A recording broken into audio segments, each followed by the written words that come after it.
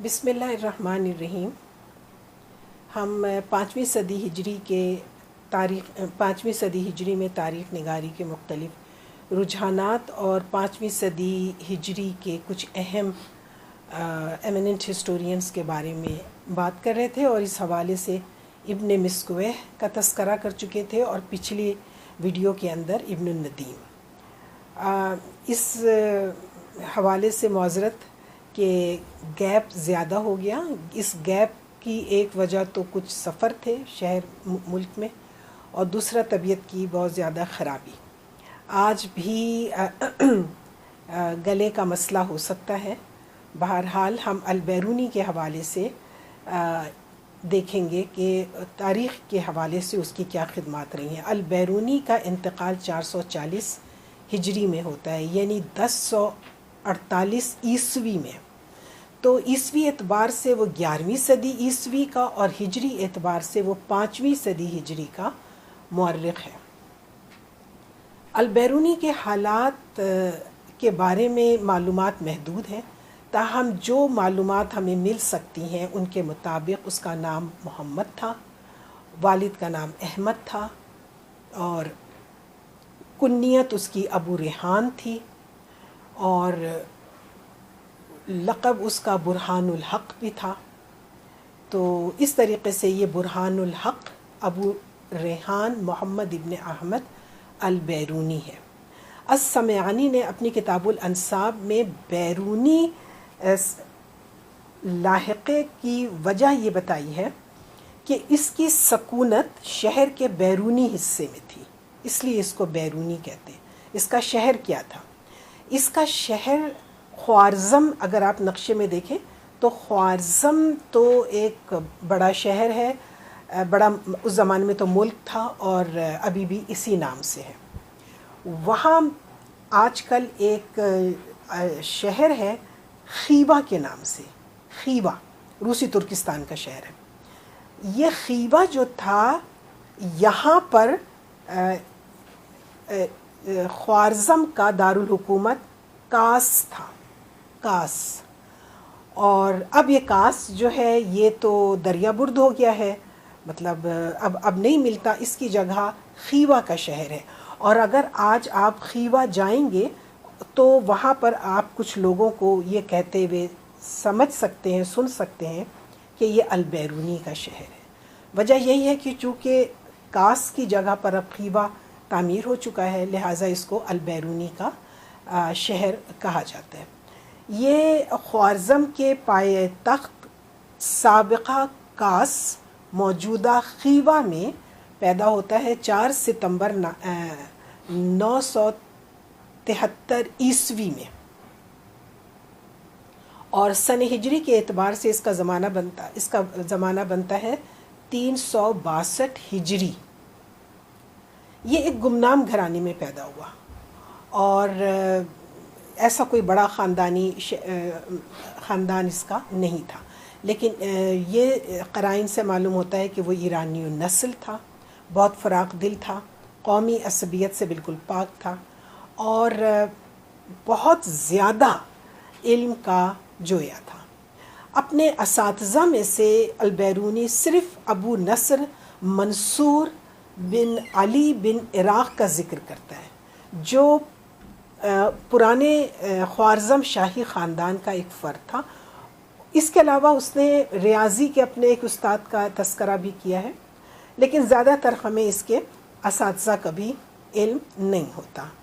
اگر آپ البیرونی کی زندگی کے ابتدائی 40-45 سال دیکھیں تو وہ تو بالکل اٹھا پٹک کے سال ہیں، کبھی یہاں کبھی وہاں، کبھی در بدری، کبھی سفر، کبھی مسافرت، کبھی اس جگہ کبھی وہاں۔ تو یہ ایک بہت ہی اس کے زندگی کے ابتدائی 40-45 سال عجیب ہی انسرٹنٹی میں اور ادھر ادھر مارے پھرنے میں گزرے، حالانکہ اس دوران میں بھی اس نے بہت سارا کام، اپنا علمی اور تحقیقی کام جو تھا وہ کر لیا تھا۔ اس کی زندگی کے ابتدائی سال جو ہیں وہ خوارزم شاہ کے جو حکمران خاندان تھا اس کو، یعنی خوارزم ایک علاقہ ہے اور وہاں پر جو حکمران ہوتا تھا اس کو خوارزم شاہ کہتے تھے۔ تو اپنی زندگی کے ابتدائی 23-24 سال تک تو یہ خوارزم شاہی خاندان کی اس نے خدمت میں گزارے، اور اس کے بعد خوارزم شاہ جس کا نام ابو عبداللہ محمد تھا، اور محمد بن مامون جو کہ جرجان کا حکمران تھا، ان دونوں کے درمیان لڑائی ہو گئی۔ محمد بن مامون جو ہے وہ کامیاب ہو گیا، اور اس زمانے کی جو جنگیں ہوتی تھیں اس میں ہوتا یہ تھا، یعنی عباسی خلافت قائم ہے اور یہ طوائف الملوکی کی جنگیں ہو رہی ہیں، ہر علاقہ دوسرے علاقے سے نبرد آزما ہے۔ اس میں یہ لوگ کرتے یہ تھے کہ جو فاتح ہوتا تھا وہ مفتوح کے دربار کے اہم لوگوں کو اپنے ساتھ لے جاتا تھا، تاکہ پیچھے سے وہ کوئی بغاوت نہ کر سکیں اور اس طرح کی کوئی اینٹی اسٹیٹ سرگرمی میں مبتلا نہ ہو سکے۔ لہٰذا محمد بن مامون جو جرجان کا حکمران تھا، جب وہ خوارزم شاہ کے مقابلے میں کامیاب رہا اور تو واپس جاتے ہوئے، یہاں سے واپس جاتے ہوئے وہ بیرونی کو اپنے ساتھ لے گیا، بیرونی اس کے ساتھ جرجان چلا گیا۔ 1-2 سال قید و بند کی صعوبتیں بھی برداشت کرنی پڑیں۔ پھر جرجان کے جو حکمران نے کا جب اعتماد اس کو کسی حد تک حاصل ہو گیا تو وہاں سے وہ تبرستان چلا گیا، 2 سال وہ تبرستان میں رہا، وہاں بھی بات نہیں بنی، تو پھر وہ رے چلا گیا۔ رے میں اس زمانے میں آل بویہ کا ہولڈ تھا، اور یہاں پر بھی آل بویہ نے اس کو گھاس نہیں ڈالی۔ تو یہ اچھا، اس دوران میں ایک بہت بڑا پولیٹیکل چینج ہوا۔ یہاں 338 ہجری میں زیاری سلطان تھا قابوس بن وشمگیر، اور اس کا جو ٹائٹل تھا وہ تھا شمس المعالی۔ ہو سکتا ہے تاریخ کی کتابوں میں آپ شمس المعالی کے نام سے جانتے ہوں، ویسے وہ قابوس بن وشمگیر تھا۔ وہ 17 سال کی جلا وطنی کے بعد جرجان اور طبرستان میں اپنی کھوئی ہوئی سلطنت حاصل کرنے پر کامیاب ہو گیا۔ یہ علاقے اس نے آل بویہ سے لے لیے۔ جب یہ لے لیے تو ایک دفعہ پھر البیرونی کو اس بات کا موقع ملا کہ وہ اپنے علاقے جرجان میں واپس آ جائے، لہٰذا وہ رے سے جرجان واپس آ گیا۔ یہ جو قابوس بن وشمگیر تھا، سلطان قابوس بن وشمگیر، بہت لرنڈ آدمی تھا، اور یہ خود بہت زیادہ پڑھا لکھا بھی تھا، اور یہ اہل علم کی بہت زیادہ قدر بھی کرتا تھا، لہٰذا البیرونی کی بھی اس نے بہت قدر کی۔ البیرونی نے اپنی 2 کتابیں جو اسی دوران میں اس نے لکھی، الآثار الباقیہ عن قرون خالیہ، یہ تاریخ کی کتاب ہے، بلکہ عمرانی علوم کی کتاب ہے، اور ایک اور اس کا رسالہ تھا رسالہ تجرید۔ یہ دونوں اس نے شمس المعالی قابوس بن وشمگیر کو کے نام معنون کی۔ قابوس بہت قریب رکھتا تھا البیرونی کو، لیکن البیرونی جو تھا وہ وہاں سے جانا چاہتا تھا، اور وجہ اس کی یہ تھی کہ قابوس ویسے تو بہت اچھا حکمران تھا، لیکن اس کے اندر ظلم اور سختی ذرا زیادہ تھی، تو ایک ہر طرح کا ایک خوف سا لگا رہتا تھا البیرونی کو۔ لہٰذا وہ 7-8 سال جرجان میں رہنے کے بعد اپنے آبائی وطن خوارزم میں چلا گیا علی بن مامون کے در۔ علی بن مامون نے اس کی بہت زیادہ قدردانی کی، بلکہ یہ کہ بعض کتابوں میں تو یہ بھی لکھا ہوا ہے کہ اس کے کہنے پر یہ گیا تھا، یعنی علی بن مامون نے اس کو اپنے دربار میں بلایا تھا۔ یہاں جا کے وہ اس کے دربار سے وابستہ ہو گیا۔ اس کے انتقال کے بعد اس کا جو بھائی آیا مامون بن مامون، اس کے دربار سے وابستہ رہا۔ پھر اس کے بعد یہ علاقہ جو تھا یہ محمود غزنوی کے قبضے میں آ گیا۔ اچھا، جب 1017 میں خوارزم کا علاقہ محمود غزنوی کے قبضے میں آیا، اور جب یہاں کا انتظام انصرام کرنے کے بعد جب محمود واپس اپنے دارالحکومت غزنہ میں جانے لگا، تو پھر اس نے یہی کیا کہ یہاں کے جتنے بھی اہم لوگ تھے انہیں اپنے ساتھ لے گیا، تو البیرونی کو بھی اپنے ساتھ لے گیا۔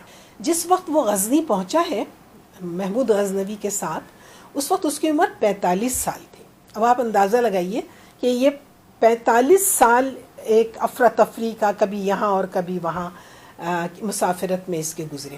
ہاں البتہ غزنی آنے کے بعد ہم سمجھتے ہیں کہ اس کو کئی سال بڑے سکون کے ساتھ کام کرنے کا موقع ملا. اس سے پہلے بھی وہ ایک دفعہ غزنی آ چکا تھا، یعنی خوارزم شاہ کی طرف سے سفیر بن کر وہ ایک دفعہ غزنی آ چکا تھا، اور اب وہ محمود غزنوی کی سرپرستی میں غزنی آ گیا.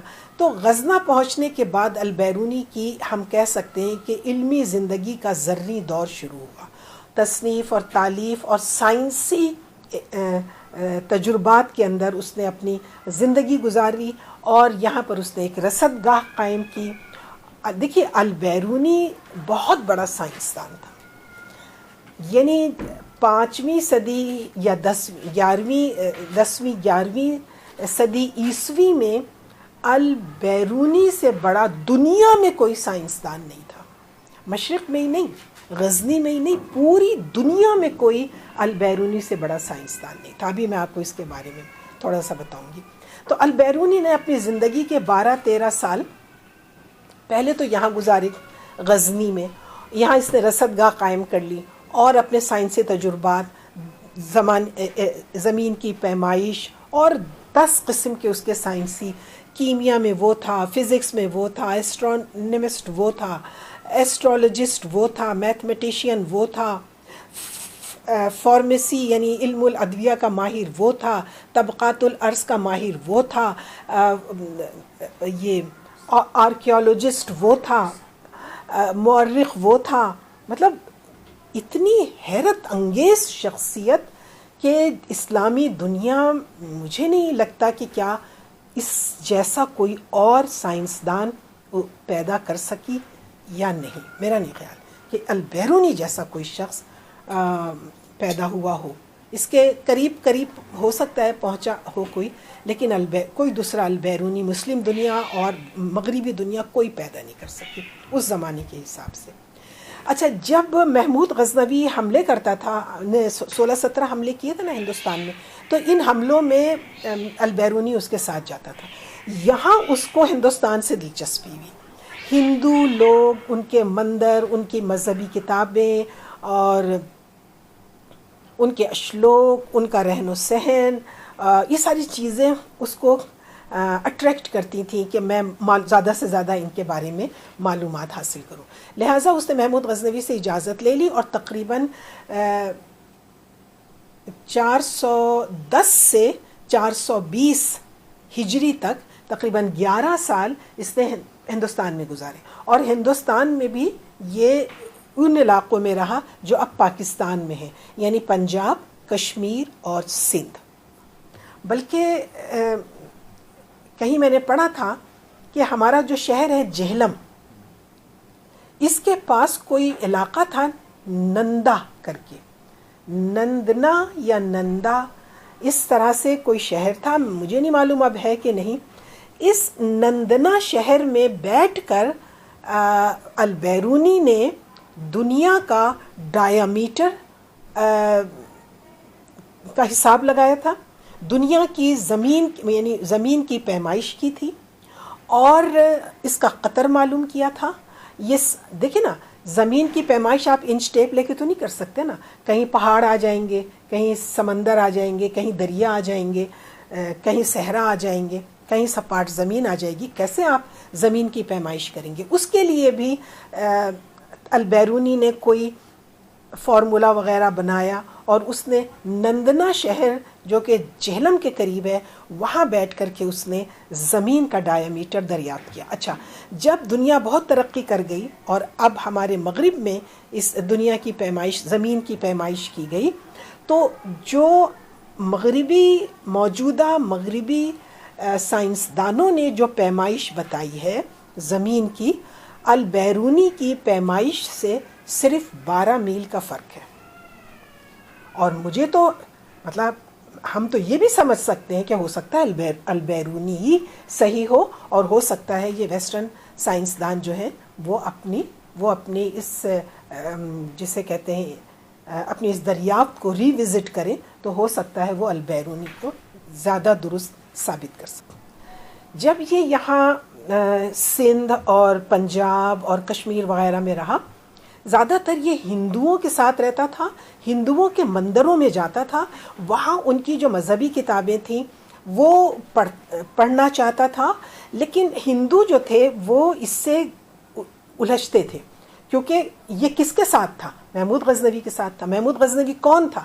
وہ جو بار بار انڈیا کو انویٹ کر رہا تھا، لہٰذا ہندو تو محمود غزنوی سے نفرت کرتے تھے، اس کی وجہ سے بیرونی سے بھی نفرت کرنے لگے۔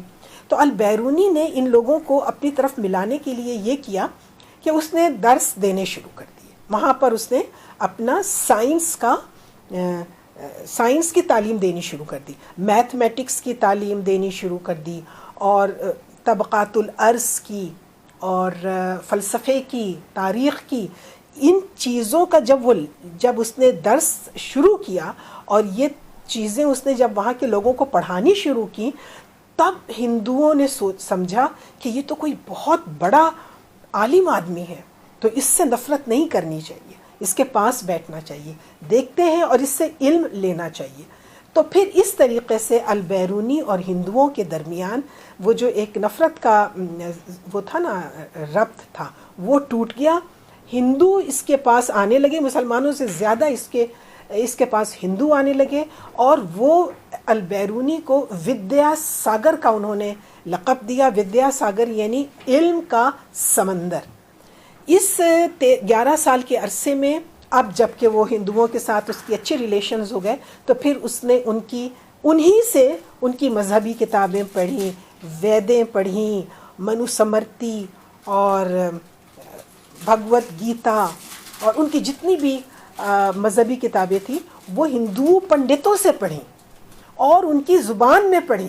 اس نے سنسکرت زبان سیکھی، اور یہاں پر اس نے ہندو سماج کے اوپر، ہندو تہذیب، تمدن اور مذہب، ان کے رہن سہن اور ان کے سماج کا گہرا مطالعہ کرنے کے بعد اس نے اپنی تاریخ کی ایک اور کتاب لکھی جس کا نام ہے تحقیق ما للہند۔ تحقیق ما للہند، یہ تقریباً 1030 کے لگ بھگ اس نے 1030 عیسوی کے لگ بھگ اس نے یہ کتاب لکھی۔ آج بھی ہندو مورخین یہ مانتے ہیں کہ اس زمانے کے ہندوستان کے بارے میں البیرونی سے بہترین کتاب، ما للہند سے زیادہ بہترین کتاب کوئی نہیں لکھی گئی۔ تو اس حوالے سے تاریخ پر ہم دیکھتے ہیں کہ اس کی 3 کتابیں بنتی ہیں۔ آثار الباقیہ، آثار الباقیہ تاریخ کی بھی ہے اور عمرانیات کی بھی، عمرانی علوم کی بھی ہے، اور تحقیق ما للہند، اور تیسری اس کی کتاب خوارزم، تاریخ خوارزم بھی تھی، لیکن اور ظاہر ہے کہ وہ زبردست رہی ہوگی۔ خوارزم کی تاریخ تو اس نے بہترین بیان کی ہوگی، کیونکہ وہ تو آئی وٹنس رہا ہوگا بہت سی چیزوں کا، اور وہ اس کا علاقہ تھا، لیکن انفارچونیٹلی یہ کتاب ضائع ہو گئی ہے۔ اچھا، البیرونی کا انتقال اس کے بعد یہ 11 سال کے بعد یہ واپس غزنہ چلا گیا۔ اپنی زندگی کے باقی 18-20 سال اس نے غزنہ میں ہی گزارے، اور زندگی کے آخر سالوں میں اس کی صحت بہت زیادہ خراب ہو گئی تھی، اس لیے وہ زیادہ تر گھر میں رہتا تھا۔ اور کہتے ہیں کہ تہوار کے موقع پر، 2 تہواروں کے موقع پر، نوروز اور مہرگان، ان 2 موقعوں پر وہ گھر سے باہر نکلتا تھا، اس کے علاوہ وہ اپنے گھر میں ہی رہتا تھا۔ پھر اس کے بعد اس کا 440 ہجری میں، جو کہ 1048 عیسوی بنتا ہے، 77 سال کی عمر میں اس نے انتقال کیا۔ البیرونی کی کتابیں غائب ہو گئیں، محفوظ نہیں رہ سکیں، اور ان کتابوں کا ہمیں بھی اس وقت پتہ چلا، علمی دنیا کو ان کتابوں کا اس وقت پتہ چلا جب مشہور مستشرق پروفیسر سی سخاوی نے، کہہ سکتے ہیں ہم، زخاو بھی کہہ سکتے ہیں، انہوں نے البیرونی کی 2 کتابوں کو دریافت کیا، کہیں سے ان کو مخطوطات ملے، وہ انہوں نے دریافت کیے، اس کو انہوں نے ایڈٹ کیا، اس کا انہوں نے انگریزی ترجمہ کیا، تو پھر ہمیں پتہ چلا کہ البیرونی کا یہ کارنامہ تھا۔ یہ جو کتاب ہے آثار الباقیہ، یہ میرے پاس بھی رکھی ہوئی ہے، اس میں قدیم لوگوں کی تاریخ بیان کی گئی ہے، زخاو نے اس کا انگلش میں اس کا نام رکھا ہے دا کرونالوجی آف اینشنٹ پیپل، اور اس نام سے اس کا اس نے ترجمہ کیا ہے. ہمارے یہاں یہ نیشنل بک فاؤنڈیشن والوں نے اس کا بہت سی کتاب، ادارہ فروغ قومی زبان اور نیشنل بک فاؤنڈیشن، ان کی طرف سے البیرونی کے علاوہ بھی بہت سی شاندار کتابیں انہوں نے ترجمہ کر کے شائع کرائی ہیں. انہی نے آثار الباقیہ بھی شائع کرائی ہے. کہنے کو یہ تاریخ کی کتاب ہے، ہم آپ سے متعارف کرا رہے ہیں کہ یہ تاریخ کی کتاب ہے. سچ پوچھیں تو یہ عجیب و غریب علوم کی داستان اس کے اندر بیان کی گئی ہے. چونکہ ہم 30-40 سال سے تاریخ پڑھ اور پڑھا رہے ہیں، اس لیے اس کتاب میں جب کوئی تاریخی واقعہ بیان ہوتا ہے تو وہ تو ہماری سمجھ میں آ جاتا ہے، لیکن اس کے علاوہ جو اس نے باتیں بیان کی ہیں مختلف قوموں کی زبان میں، یہ مہینوں کے نام، سالوں کے نام، دنوں کے نام، ان کے تہواروں کی تفصیلات، اور پھر اس کے بعد مختلف تقویم، یہ جدول ہی آپ دیکھ لیں تو یہ کتاب بھری پڑی ہے اس طرح کے جدول سے، اور اتنی عجیب عجیب جدول ہیں علامات کے کہ ان کو سمجھنا بہت مشکل ہے. میں ابھی اسکرین پر آپ کو ان میں سے کچھ جدول جو ہے وہ دکھاؤں گی، آپ بھی حیرت ہوں گی. میں نے یہ کتاب بلا مبالغہ 10 15 20 دفعہ اٹھائی ہوگی، پڑھنے کی کوشش کرتی ہوں. جہاں تاریخی معاملات ہیں وہ سمجھ میں آ جاتے ہیں، وہ پڑھ میں آ جاتے ہیں، باقی جو باتیں ہیں وہ سمجھ میں ہی نہیں آتی ہیں. یہ جو زخاو ہے اس نے آثار الباقیہ اور تحقیق مال الہند ان دونوں کو ایڈٹ کیا، تو ان کے بارے میں اس نے مقدمہ بھی لکھا.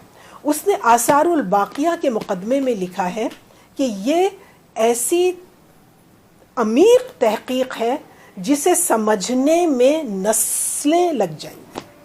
یعنی میری سمجھ میں نہیں آئے گا، ہو سکتا ہے تھوڑی بات میری سمجھ میں آئی، ہو سکتا ہے تھوڑی بات میرے بعد والوں کی سمجھ میں آئے میرے بعد. تو اس کی تشریح، اس کتاب کی تشریح کب کرے گا، کون کرے گا، کوئی دعویٰ نہیں کر سکتا کہ اس نے آثار الباقیہ پوری کتاب پڑھ لی ہے اور سمجھ لی. یہ دوسری جو کتاب ہے تحقیق مال الہند، اس کا ترجمہ البیرونیز انڈیا کے نام سے زخاو نے ہی کیا ہے، اور اس کا بھی اردو ترجمہ ہو چکا ہے، میرے پاس تھا، اس وقت مجھے مل نہیں رہا ہے. اور یہ اس کے اندر اس نے ہندوؤں کے علوم اور فنون پر، آپ یہ نہ سمجھے کہ صرف ان کا حال لکھ دیا. یعنی ہندوؤں کے پاس جیسے حساب کا علم تھا، اور بھی بڑے جادو کا علم تھا، طب تھا ان کے پاس، آیورویدک جو ان کا طب تھا، یہ ساری چیزیں تھیں. یہ نہ سمجھیے کہ اس نے ان کی علوم کو بیان کر دیا ہے، ہر چیز میں اس نے اضافہ کیا ہے. یہی وجہ ہے کہ ہندوؤں نے اس کے آگے زانوئے تلمس طے کر دیا، اور ہندوؤں نے اس کو اپنا استاد مان لیا، اس کو ودیا ساگر کہا گیا. اس نے ہندوؤں کے لیے بھی بہت سی کتابوں کا سنسکرت زبان میں ترجمہ کیا. مثال کے طور پر بطلمیوس کی کتاب ہے المجستی، اس کا اس نے ترجمہ کیا ہے سنسکرت کے اندر. اسی طریقے سے اس نے استرلاب ایجاد کیا تھا، ایک آلہ تھا جس سے وہ ستاروں کی چالیں والیں، کچھ مجھے تو نہیں سمجھ آتا، تو وہ استرلاب اس کا جو اس نے ایجاد کیا تھا، اس پر اس نے ایک رسالہ لکھا تھا. اس رسالے، وہ عربی میں تھا، اس کا بھی اس نے سنسکرت زبان میں ترجمہ کیا. استرلاب ہندوؤں کے لیے بالکل ایک نئی چیز تھی. یہ جو تاریخ اس نے ہندوستان کی لکھی ہے اس زمانے کی، اس سے زیادہ مستند اور وسیع تاریخ کوئی نہیں لکھی گئی. آج کا مورخ، چاہے وہ مستشرق ہو، چاہے وہ مسلمان مورخ ہو، چاہے وہ ہندو مورخ ہو، وہ البیرونی کی تحقیق ما للہند نامی کتاب کو ہندوستان کی سب سے مستند تاریخ مانتے ہیں. اس کا انگلش ترجمہ ہو چکا ہے البیرونیز انڈیا کے نام سے. یہ جو مستشرقین ہیں یہ البیرونی کو ہندوستانی افلاطون یعنی انڈین پلیٹو کہتے ہیں کے نام سے یاد کرتے ہیں، اور اس کو مسلمانوں کا بطلمیوس کہتے ہیں، یا اس کو اپنے زمانے کا پلینی کہتے ہیں، بہت سارے نام دیتے ہیں۔ یاقوت حموی البیرونی کے بارے میں لکھتا ہے کہ وہ اپنے ہاتھ کو قلم سے، آنکھ کو مشاہدے سے اور دماغ اور دل کو فکر سے خالی نہیں رکھتا تھا۔ اب دیکھیے جب مشاہدے کی بات ہے نا، اتنی باتیں ہیں البیرونی کی کہ میں 5-6 گھنٹے تک مسلسل بھی اگر بات کروں تو اس کے علمی خدمات کا احاطہ نہیں ہو سکتا۔ اس نے کہا، البیرونی کا مشاہدے کا قوت مشاہدہ دیکھیں، اس نے کہا دنیا میں کوئی ایسا پھول نہیں ہے جس میں 7 یا 9 پتیاں ہوں، 2 ہوں گی، 3 ہوں گی، 4 ہوں گی، 5 ہوں گی، 6 ہوں گی، 7 نہیں ہوں گی، 8 ہوں گی، 9 نہیں ہوں گی، 18 تک ہو سکتی ہیں۔ اب بھلا بتائیے دنیا میں دنیا کے پھولوں کو بیٹھ کر کون اس طریقے سے اس کے پنکھڑیاں گنے گا؟ لیکن آج تک کوئی تردید نہیں آ سکی اس کی۔ یہ دیکھیے اب اس کی سائنسی بات پر اگر ہم چلے جائیں گے نا تو خیر بہت ہی زیادہ معاملہ کھنچ جائے گا۔ جارج سارٹن نے ایک کتاب لکھی تھی، introduction to the history of science. اس میں اس نے کیا یہ کہ ہر صدی ایک سائنسدان کے نام کر دی، یعنی اس کو اس صدی کا سب سے بڑا جو سائنسدان ہوتا تھا اس کے نام اس نے وہ صدی وہ کر دیتا تھا۔ یہ کتاب موجود ہے، اس کا اردو ترجمہ بھی ہو چکا ہے، میرے پاس موجود ہے میرے ذاتی کتب خانے میں، لیکن صرف دوسری جلد موجود۔ Introduction to the history of science کا جو مصنف ہے جارج سارٹن، وہ اس بات پر حق بجانب تھا کہ وہ 4 صدی ہجری کے نصف آخر اور 5ویں صدی ہجری کے نصف اول کو ابن سینا، عمر خیام یا اس دور کے بڑے بڑے سائنسدانوں کے مقابلے میں البیرونی کے نام پر نامزد کرتا۔ اس صدی کو اس نے لکھا ہے کہ البیرونی جو ہے وہ اپنی صدی کا سب سے بڑا سائنسدان تھا۔ اب دیکھیے اس کی سائنسدانی پر تو ہم اگر بات کرنے پر آ جائیں گے تو کئی گھنٹے لگ جائیں گے، اور آج کل چند ایک موٹی موٹی باتیں میں آپ کو بتا دوں۔ ٹریگنومیٹری ہے، ٹریگنومیٹری اس کا بانی اپنا البیرونی تھا۔ جیومیٹری کے تو بانی ہم مانتے ہیں کہ وہ یونانی تھے، گریکس تھے، اور ٹریگنومیٹری کس نے ایجاد کی؟ البیرونی۔ بہت سارے سائنسی فارمولے، گریوٹی ہم سمجھتے ہیں کہ مغربی سائنسدانوں کا کمال ہے، البیرونی نے گریوٹی کے بارے میں سب سے پہلے بتایا، کشش ثقل کے بارے میں، استرلاب اس نے ایجاد کیا، زمین کی پیمائش اس نے کی سب سے پہلے، سائنس کے فارمولے، فزکس، کیمسٹری اور میتھمیٹکس کے فارمولے، جو سچی بات یہ ہے کہ ہم سمجھ نہیں پاتے ورنہ ہم وہ بھی آپ کے سامنے رکھتے، یہ وہی سارے فارمولے آج کی مغربی دنیا میں سائنسدان استعمال کر رہے ہیں، وہ البیرونی کے۔ دیکھیے یہ جو پلیجرزم ہوا ہے یہ تو افسوسناک ہے۔ ہم نے یونان سے بہت کچھ لیا تو ہم نے یہ بتا بھی دیا کہ ہم نے یہ چیز افلاطون سے لی ہے، اور یہ چیز ارسطو سے لی ہے، اور یہ چیز فلاں سے لی ہے، اور یہ چیز بطلیمیوس سے لی ہے۔ لیکن یورپ جب نشأت ثانیہ میں آیا تو ہماری جو مخطوطات تھے اس طرح کے، البیرونی نے 175 سے لے کر 181 تک، مطلب تعداد مختلف ہے، بعض لوگ کہتے ہیں کہ اس نے 175 کتابیں لکھی ہیں اور بعض اس کا 181، لیکن آج جو کتابیں ملتی ہیں وہ تو 5-7 ہی ہیں، چند ہی ہیں جو ملتی ہیں، باقی کہاں گئی؟ یورپ نے ان کو اس طرح لے لیا کہ اپنے نام سے اس کو پیش کر دیا۔ نیوٹن کے جو لاز ہیں یہ لاز البیرونی کے تھے۔ یہ جو کشش ثقل، گریوٹی کا جو تصور ہے البیرونی کا تھا۔ سائنس کے کئی جو فارمولے ہیں، میتھمیٹکس، ٹریگنومیٹری، یہ ساری کی ساری البیرونی کی تھی۔ اسی طرح اور بھی نام آ رہے، مثال کے طور پر ابن النفیس نے ہمارے جسم کے اندر جو سرکولیشن آف بلڈ ہے شریانوں میں اور وریدوں میں، یہ ابن النفیس نے ایجاد کیا نا، دریافت کیا تھا۔ اس کو وہاں پر وہاں کے سائنسدانوں نے اپنے نام سے اس دریافت کو اپنے نام سے منسوب کر لیا. اس طرح سے بہت سارا پلیجرزم ہوا.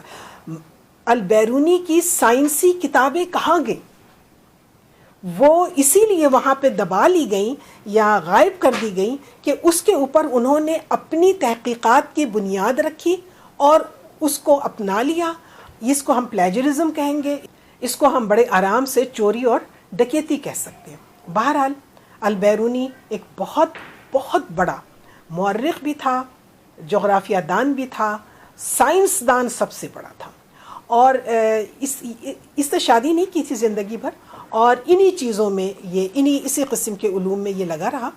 ایک واقعہ آپ لوگوں نے پڑھا ہوگا, اب ہو سکتا ہے وہ بعض لوگ کسی بھی بڑے عالم کے ساتھ اس کو وابستہ کر دیتے ہیں. اصل بات یہ ہے کہ ابو الحسن نامی ایک فقیہ تھے البیرونی کے زمانے کے, اور انہوں نے جدات فاسدہ کی یعنی نانیوں کا جو وراثت میں حصہ وغیرہ ہوتا ہے اس کے بارے میں کبھی البیرونی کو کچھ بتایا تھا. البیرونی وہ بھول گیا ہوگا. اچھا, جب یہ اپنے مرض الموت میں مبتلا ہوا البیرونی, تو وہ اس کو ملنے آئے. ابو الحسن فقیہ جو تھے ملنے کے لیے آئے, تو البیرونی نے ان سے کہا کہ آپ نے مجھے جدات فاسدہ کی وراثت کے بارے میں جو بات بتائی تھی وہ مجھے بتائیں, میں بھول گیا ہوں. تو انہوں نے کہا میں تمہیں اس حالت میں بتاؤں؟ وہ مرنے کے قریب تھا البیرونی, اور ان کا خود کا کہنا ہے کہ سانس اس کے سینے میں گھٹ رہا تھا اور آواز اس کی معدوم ہو رہی تھی. تو میں نے کہا کیا میں تمہیں اس حالت میں جدات فاسدہ کا مسئلہ بتاؤں؟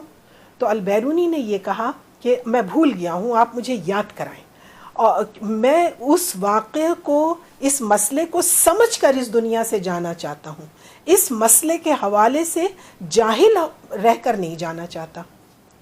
انہوں نے بڑی ہمدردی سے, بڑی محبت سے, آسان انداز میں البیرونی کو سمجھا دیا. البیرونی نے اس کو ریپیٹ کیا کہ مطلب میں اس طرح سمجھا ہوں, کیا یہ میرا سمجھنا درست ہے؟ البیرونی نے اس کو ریپیٹ کیا. ابو الحسن نے کہا ہاں بالکل, تم نے بالکل صحیح سمجھا ہے. اس کے بعد وہ 2-4 منٹ اس کے پاس بیٹھے, اس کے بعد وہ چلے گئے. گلی کے کونے تک نہیں پہنچے تھے کہ گھر سے رونے چیخنے کی آوازیں آنے لگیں, یعنی البیرونی کا انتقال ہو گیا تھا. البیرونی کمال کا آدمی تھا. میں 1-2 واقعات آپ کو سناؤں, کیسے کیسے لوگ تھے. اور یہ محمود غزنوی جب اس کو لے کر کے غزنہ آیا, تو یہ اس نے ایک آلہ ایجاد کیا تھا, استرلاب. میں نے نہیں دیکھا, مجھے نہیں پتا یہ کیسا ہوتا ہے, لیکن کہتے ہیں کہ اس سے ستاروں کی چالیں والیں سمجھی جاتی ہیں. اچھا, علم نجوم کا ماہر تھا. اچھا, ایک دفعہ یہ ایسی گرمی کے دن تھے, وہ البیرونی کے ساتھ ایک جگہ بیٹھا ہوا تھا, دالان سا تھا, کمرہ سا تھا, اور اس کمرے میں 4 دروازے تھے. میں نے اس کے اوپر ایک پوسٹ بھی لگائی تھی, 5واں دروازہ کر کے. 4 دروازے تھے. محمود غزنوی نے البیرونی سے پوچھا اچھا یہ کر کس دروازے سے باہر نکلوں گا؟ اس نے اپنا استرلاب منگوایا, کچھ حساب کتاب کیا, اور اچھا محمود سلطان نے یہ کہا کہ میں کس دروازے سے اٹھ کر جاؤں گا, تم ایک کاغذ پہ لکھو اور میرے کشن کے نیچے رکھ دو, میری تکیہ کے نیچے رکھ دو. البیرونی نے اپنا استرلاب منگوایا, اس کو کچھ دیکھا, اور جس طرح بھی وہ نکالتا ہوگا اس میں سے کچھ کیا, اور اس نے لکھ دیا, ایک کاغذ کے اوپر لکھا, اس کو تہ لگا کے اس کے نیچے رکھ دیا, جو سلطان کا تکیہ تھا اس کے نیچے رکھ دیا. سلطان نے اپنے بندے بلوائے اور کہا 5واں دروازہ بناؤ, اور وہاں پر اس توڑ تاڑ کر کے ان کے مزدوروں نے 5واں دروازہ بنا دیا. سلطان محمود غزنوی اٹھے اور 5ویں دروازے سے باہر نکل گئے, اور باہر نکل کے انہوں نے کہا کہ اس کا وہ پرچہ لے کر کے آؤ جو اس نے لکھ کے رکھا ہے. وہ پرچہ سلطان کو دکھایا گیا, اس میں لکھا ہوا تھا سلطان معظم ان 4 میں سے کسی دروازے سے باہر نہیں جائیں گے, ان کے لیے 5واں دروازہ بنایا جائے گا. اچھا, یہ محمود غزنوی اس کا اس طرح کے بڑے مطلب اس کا امتحان لیا کرتا تھا. ایک دفعہ اس کو اور کسی بات پہ اس نے استرلاب منگوایا اور کچھ حساب کتاب کر رہا تھا, تو محمود کو غصہ آ گیا. محمود نے کہا کہ اس کو اٹھاؤ، البیرونی کو اوپر سے پھینک دو نیچے. اچھا اب مطلب جو ان کا گھر تھا، جو مکان تھا یا جو بھی قصر تھا، جو بھی تھا، اس کی چھت سے اس کو نیچے پھینک دو. محمود غزنوی یہ نہیں چاہتا تھا کہ وہ مر جائے، لہٰذا اس نے اپنے آدمیوں سے یہ کہا کہ نیچے جال، مضبوط جال پکڑ لو تم لوگ، تاکہ وہ اوپر سے گرے تو جال میں آ کے گرے. اچھا، اور کہا کہ لے جاؤ اس کو اوپر چھت پر سے پھینک دو. لے گئے لوگ اس کو اوپر چھت پر سے پھینک دیا. وہ جال میں آ کے پھنس گیا، جال میں. اچھا، محمود غزنوی نے واپس بلایا اور کہا کہ کیا تمہارا علم اس بارے میں کچھ کہتا ہے؟ تم نے اس آج کے واقعے کے بارے میں کوئی ذائچہ وائچہ بنا کے رکھا ہے؟ البیرونی نے کہا جواباً کہ آپ اپنا کوئی آدمی میرے گھر بھیج دیں اور ان سے کہیں کہ وہ جو میری روز نامچے کی ڈائری ہے، ڈائری جو جس میں وہ روزانہ کے واقعات باتیں لکھتا تھا، وہ منگوا لیجئے. وہ روز نامچہ آ گیا جس پر وہ لکھتا تھا. اس نے وہ صفحہ کھول کے دکھا دیا، محمود غزنوی کے سامنے رکھ دیا، جس پہ یہ لکھا ہوا تھا کہ مجھے چھت پر سے نیچے پھینکا جائے گا لیکن میں زندہ بچ جاؤں گا. یہ عجیب آدمی تھا.